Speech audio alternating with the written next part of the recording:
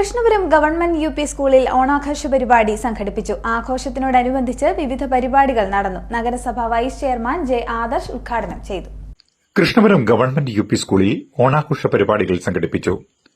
ഓണാഘോഷത്തോടനുബന്ധിച്ച് വടംവലി മത്സരം, അത്തപ്പൂക്കള മത്സരം, കൈകുട്ടിക്കളി, തിരുവാതിര, കസേരകളി, റൊട്ടികളി മത്സരം തുടങ്ങിയ ഒട്ടേറെ ഓണക്കളികൾ സംഘടിപ്പിച്ചു. ഓണാഘോഷ പരിപാടികൾ കായംകുളം നഗരസഭാ വൈസ് ചെയർമാൻ ജെ ആദർശ് ഉദ്ഘാടനം ചെയ്തു. SMC ചെയർമാൻ AK സജു അധ്യക്ഷനായി.